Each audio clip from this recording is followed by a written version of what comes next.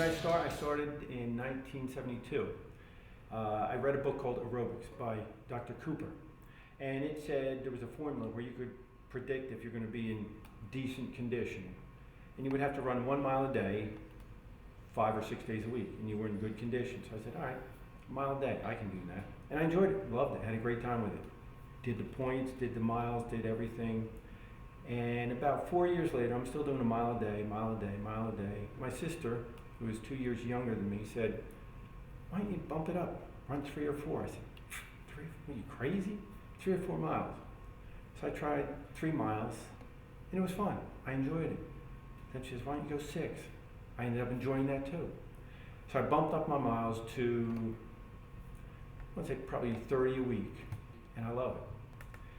And I'm happy to say, right now I'm a little bit over 58,000 miles, which I think is pretty good. I'm happy to still be out there. So I credit my sister with the increase in miles, and I don't know what to credit as far as just doing it. I just do it because I like it, enjoy it, and have fun with it. As far as the totals, how do I know I have 58,000 miles? Well, I have calendars from 1976 until now.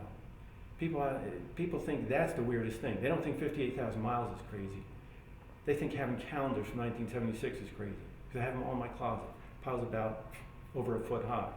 I still have them. My wife thinks I'm crazy, but it's one of my quirks. I don't know what to say. So I could tell you what I record is the miles, temperature, and how I felt. I could tell you the temperature in 1977 on any given day. Why I coached. When I first started coaching back in 1981, the salary was $800. And I thought, that's awesome. They're going to pay me to run? I'm like, yeah, good. Now the salary is, I don't even know if I should say it. It's a lot of money. It's over $7,000. I would have to say my most memorable race was in 1999.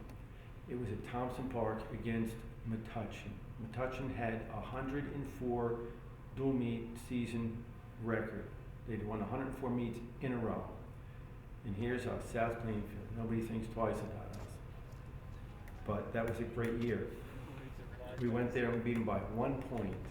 It was probably one of the happiest times that I can remember. Best team was 2008. We took 3rd in the counties. It was, to me, it was a shock. We did a great race, ran a great race, and we're just hanging around after the race. Some kid comes running up to me, Cap, we took 3rd. So exciting to me, because 3rd in the GMCs with 24 teams is really saying something. This year, we had a team average of 17-15 in the sectionals and didn't even place. We placed 9th with the 17-15. And I'm going to look this up, but I'm pretty sure that when we took 3rd, we didn't have a 17-15 average.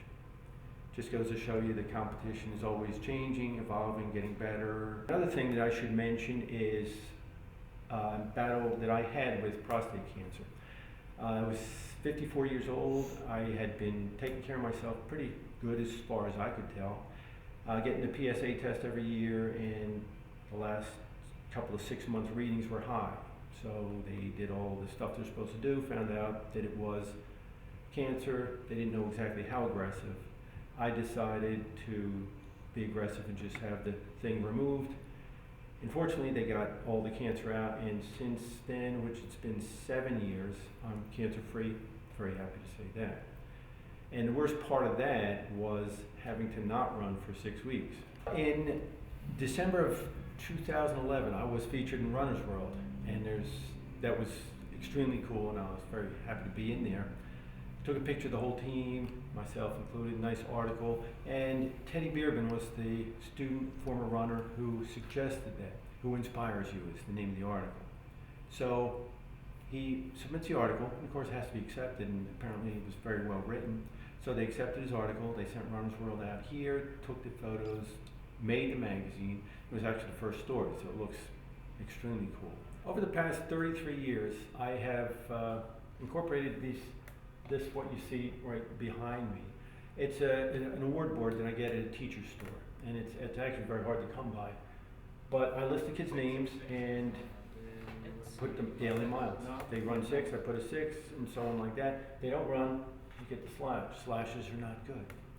And it's very well delineated how you get a letter. You need 70 points to get a letter. Every practice is a point. Saturdays count as 2. motivation to come on a Saturday. If you score in a meet, that's an extra point as well. But it's very concrete. And also it's fair because no matter how fast or slow you are, you can get a letter depending on if you do the work. And what I also did was I incorporate the total miles over the course of the season and their best times and put it on an award board. At first I did it by hand, then I did it by computer. Now we have a laser printer at the middle school where I work, and they laser print it on wood, and it looks extremely nice. And the kids, they always, every day, no matter what day of the week it is, they come, they look at it. They say, oh, look at this guy here, look at that guy there, how many miles, what his time was. And all the way back to 1981. It's really something. We have a thing that I also invented called Green Lightning. Green Lightning is an exclusive club that you get this shirt if you run under 18 minutes for the 5K. And it's actually a very hard thing to do. I've never done it. My best time is 1924. If you can run, if you have 5 guys in Green Lightning, you're going to win pretty much all your dual meets. And that's how I came up with the idea. And we have a list of Green Lightning runners on the award board. I gotta say, we're probably up to 40, maybe more. I haven't counted them lately, of people who have done it. And the top runner has, I believe, 37 and 34. The kid this year just tied 34, so that's a very good accomplishment. So that's another thing that motivates kids as well.